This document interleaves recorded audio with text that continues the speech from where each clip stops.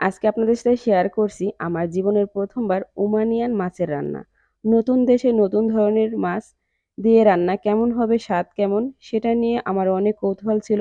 চলুন আজকে দেখি কেমন হয় আজকের রান্নাটা। তো এখানে আমি মাছটা নিয়ে এনেছি দেখুন এটা আমাদের দেশে যে ঠোঁটালা মাছগুলো তবে ওইগুলো অনেক চিকন হয়। এগুলো আবার ওইগুলোর আকারে মোটা। তো আমি ২ টা মাছই আনছি। আমার হাসব্যান্ড বলে মাছগুলো নাকি অনেক মজা। আর সে বলছে এই মাছ নাকি ভাইজা রানলে বলে মজা হয় না। আর আমি কখনো মানে আভাজা মাছ আমি খাই না। মানে ভাজা রান্নাই খাই। তো আজকে আমি রান্না করব নতুন ভাবেই। বেগুন দিয়ে রান্না করতে বলছে, আমি বেগুন দিয়ে রান্না করব। আর এই মাছগুলো ভাজবো না। তো চলুন এক, এক করে সবকিছু কেটে-কুটে গুছায় এনে রান্না করতে চলে যাই। এখানে ২ টা মাছই আমি কেটে নিয়েছি, পরিষ্কার করে একদম ধুয়ে নিয়েছি। আর এই মাছগুলো থেকে নাকি গন্ধ হয় সেজন্য আমি লেবু এবং আ লেবু দিয়ে অনেকক্ষণ ২-৩ টা ধোয়া দিয়েছি শুধু লেবু দিয়েই যাতে এর একটা বাজে স্মেল না থাকে। তো তারপর আমি সবকিছু কেটে-কুটে গুছিয়ে নেব। সবার আগে পেঁয়াজটা কেটে নিলাম আর বেগুনগুলোকে দেখুন আমি কিভাবে কাটবো। বেগুনগুলোকে আমি মাঝখান থেকে এভাবে টুকরো করে তারপরে এভাবে একটু করে নেব, কেচে নেব দেখুন। ব্যাস এভাবেই সবগুলো বেগুন আমি কেটে নেব। তো এই রান্নাটা আমি রান্না করার শেষে আপনাদের বলব আসলে সত্যি কেমন হয়েছিল।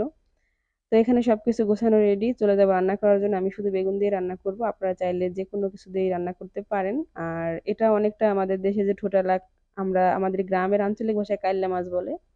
ওইরকমই কিন্তু এই মাছটা অনেক চওড়া আরকি। তো সবার আগে এখানে আমি একটু বেশি পরিমাণ পেঁয়াজ কুচি দিয়ে দিলাম। পেঁয়াজ কুচি দিয়ে একটু নেড়ে-চেড়ে হালকা বাদামি করে এটাকে কালার করে নেব। তা আমি আমার দেশের মতো করে রানলাম। এখানকার রান্না তো আর আমাদের সাথে মিশবে না। তারপরে আমি এখানে আদা এবং রসুন পেস্ট দিয়ে দিলাম ১ চামচ মতো। এগুলো দিয়ে খুব সুন্দর করে নেড়েচেড়ে ভেজে নেব। তবে মাছটা আমার মনে হয় ভাজলে ভাজলে নাকি বলে শক্ত হয়ে যায়। তবে ও বলছে কাঁচা রান্না করতে, তাই রান্না করছি।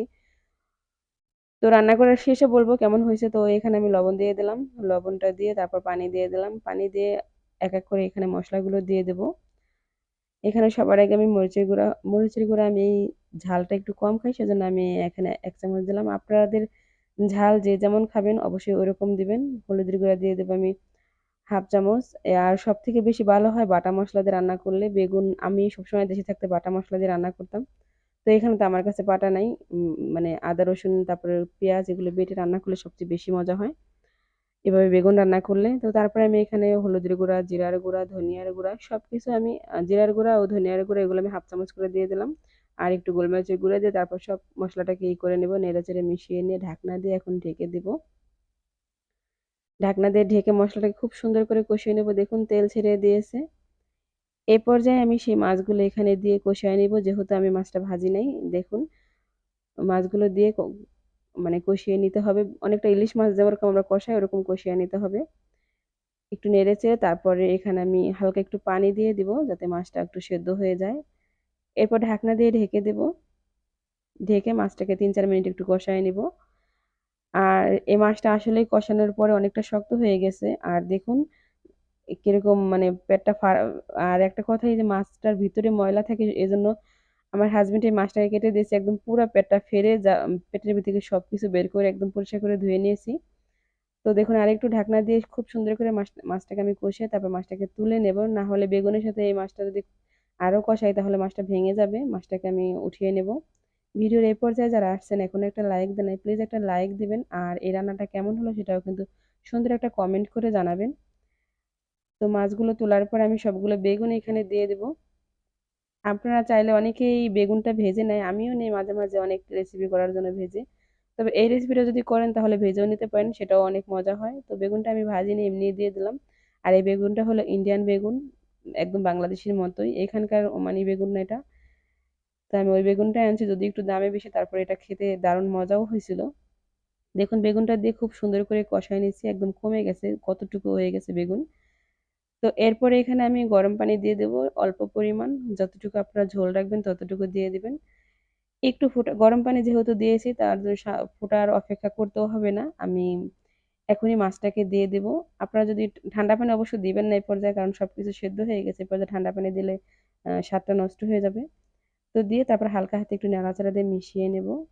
আসলে একটা সত্যি কথা বলব, এই মাছটা কিন্তু সত্যিই অনেক মজাও ছিল। আর ভেজে নিলে কেমন জানি না, আভাজায় অনেক মজা হয়েছে। আমি কখনো ভাজা ছাড়া মাছ এভাবে রান্না করলে আমি খাইতে চাই না। তো তারপরে একটা টমেটো আমি এভাবে কেটে তারপরে দিয়ে দিলাম। এরপর আমি ২-৩ টা কাঁচামরিচ উপর থেকে দিয়ে দেব।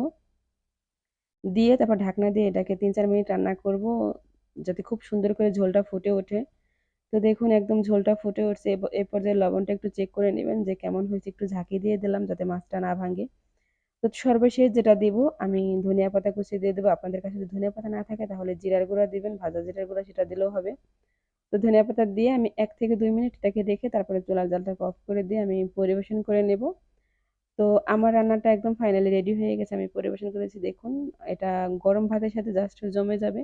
বিশ্বাস করুন এই রেসিপিটা যে এত মজা হয়েছিল আপনাদের কি বলবো, আপনারা এভাবে বেগুন দিয়ে যেকোনো মাছ রান্না করে দেখতে পারেন।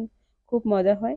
তো আজকের ভিডিওটা আপনাদের কাছে কেমন লাগলো অবশ্যই কিন্তু আপনাদের মতামত কমেন্টস করে জানাবেন। আর ভিডিওটা ভালো লাগলে লাইক, শেয়ার, কমেন্ট করবেন। পরবর্তী ভিডিও দেখার জন্য অবশ্যই নোটিফিকেশন অন করবেন। আমার চ্যানেলে এখনো যারা সাবস্ক্রাইব করে নাই অবশ্যই সাবস্ক্রাইব করে পাশে থাকা ছোট্ট বেল আইকনটা অন করে দিবেন। আর যারা অলরেডি আমার ভিডিও দেখেন আমার পুরনো বন্ধুদের অনেক অনেক ভালোবাসা। আপনাদের সবার ভালোবাসা নিয়ে আজকের মতো ভিডিওটা এখানেই শেষ করব।